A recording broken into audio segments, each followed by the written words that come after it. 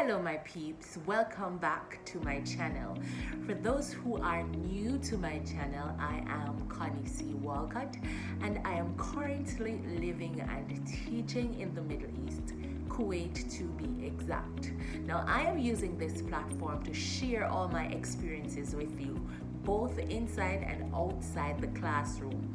I am also sharing with you some best practices for teachers, especially in this time where we have to be adjusting to a lot of changes because of COVID-19. So I missed a week or two because I have been extremely busy and I promised you guys an explanation. Also, if you have been following me on Instagram, I'm on Instagram as Connie C. Walcott. You can follow me on Instagram. You would have an idea of what exactly has been happening. So I changed jobs. I am no longer at my previous school. I am now at a new school, also teaching a new grade. I had to move from my previous apartment in order to settle in this apartment. And for those who have moved before, you know it's a tedious job to pack, move, and then unpack. Also, I will be teaching high school students, so I have been doing a lot of planning and preparation for teaching online, and so that's why I have been a little bit missing, guys, but I am back and I am here to share.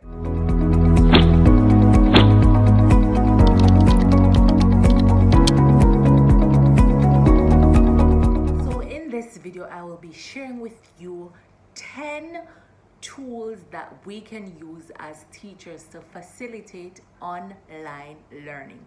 Now, the reality is not all schools have the money to invest in an official or well-established online tool, and so as teachers we have to be creative. And guess what? There are so many tools out there, free tools that we can use to facilitate online learning. And so I want to share with you 10 that I know of, 10 that I know can work, and 10 that I know can be useful to you as teachers. All right, so the first tool I want to talk about is Google Classroom. And this is a very popular one and a very well-known one. Most persons might know about Google Classroom. I've never really used it extensively, but I have had a small amount of experience with Google Classroom. I used it before COVID-19, and so I have an idea of what it is like. It is very good. It has basically the full package. You can collaborate with your students, you can share assignments, you can make announcements, and you can live stream with Google Classroom. I think the only thing you need is a Gmail account. Once you have a Gmail account, you just search Google Classroom, sign up, set up your classroom, invite your students, and you will have a wonderful time using Google Classroom. So if you haven't tried it as yet, then you should definitely check it out. And there are some free features that I'm sure you will be able to use to host your class. Now the next tool I want to talk about is Seesaw. Seesaw is also a popular one. I used it last year with my KG students, and it is very good, especially for the smaller ones, because with Seesaw, once you download the app on your phone, parents can be a part of Seesaw as well. So you just head into Seesaw, you sign up with whatever email address you have, whether Google or not, set up your classroom, invite your students by sending them a code. They can just scan the code and they will become a part of the class. You can post videos, you can post documents, you can make announcements, you can post student work, and guess what? Seesaw has other tools and other resources that you can use as a teacher as well. So you should definitely check out Seesaw. Now there's another tool by the name of Schoology. Now Schoology is something that I used all the way back in high school, but I know it has a lot of updated features as well. There's also Schoology conferencing app that you can use to live stream. Schoology has a similar concept. You just sign up, you set up your classroom, you invite your students to join, you can post assignments, post announcements, you can create quiz, students can collaborate, whatever it might be. It's a very useful tool, so you all should definitely go and check it out as well. There's also a tool by the name of Class Dojo. I hope I am not going too fast, but Class Dojo, I don't think Class Dojo allows you to live stream, and so you would have to use that you would have to couple that app with a live streaming app. I think Class Dojo allows you to set up your classroom as well. Students can collaborate as well. You can even give students point. It has a very good point system on Class Dojo, and so you can definitely check out that. There's also another tool by called Edmodo. It's very similar to Class Dojo. You can set it up as well, invite your students, but it does not allow live streaming either. And so you might want to use an external live streaming tool such as Zoom. And Zoom is the most popular one. You all know that I love Zoom, but Zoom wasn't necessarily made for education purposes. Zoom is just a video conferencing app, but you can definitely use it for live streaming. All you would need to do is go to Zoom, set up your live meeting, and then post the link whether in Seesaw, Class Dojo, or Edmodo, and your students can join from there. Zoom also has a very good feature that you can use to help students collaborate, and it's the breakout room, Zoom breakout room. That's a very good feature of Zoom. I don't think it comes with the unpaid version, but you can definitely check it out. You can put your students in small groups and they can collaborate face to face online, so you should definitely check that out. Alright, so another tool you can use for class collaboration and engagement is Flipgrid, and I recently learned about Flipgrid.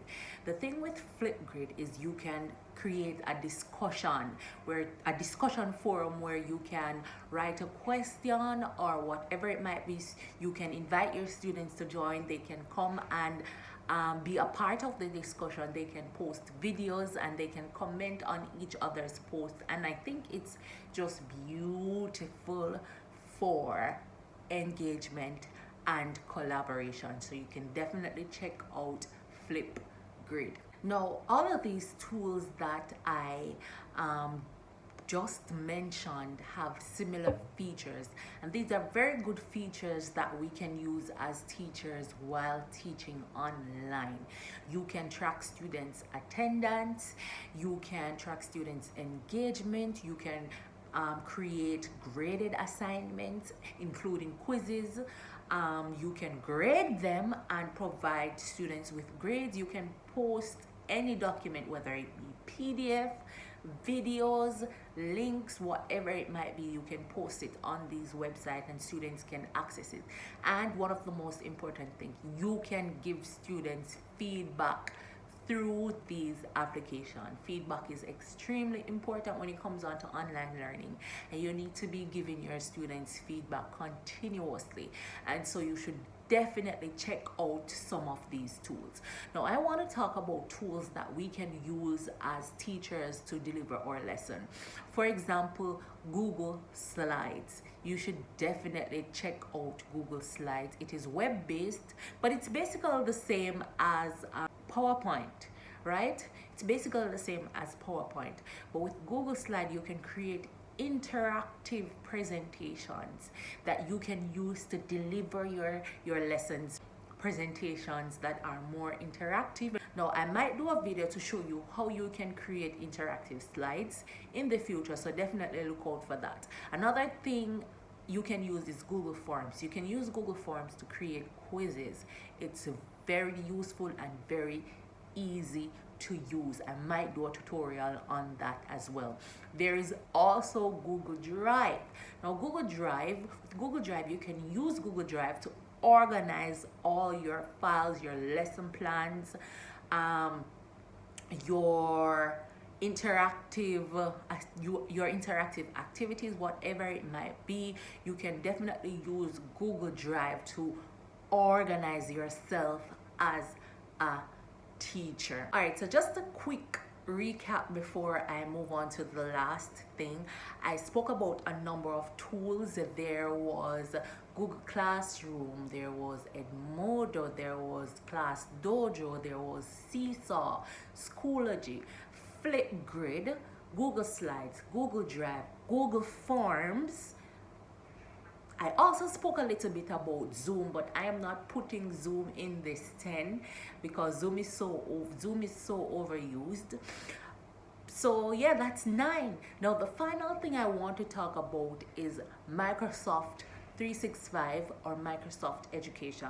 But the thing with Microsoft 365 is that your school or your company would have to invest in Microsoft 365 in order for you to access it as a teacher. And I would recommend any school to use Microsoft 365 right now because it was designed specifically for education, especially Microsoft Teams. You have access to all the Microsoft Office products such as PowerPoint, Outlook. There is Microsoft Sway, there is SharePoint, OneDrive. All of these things you will have access to if your school invests in Microsoft. Now, this is my first time using Microsoft Teams, and trust me, it gives you the opportunity to do so much. You can have your live stream classes, you can have discussions, you can create assignments, you can grade assignments, you can track attendance, which is basically similar to some of the features that Google Classroom provides.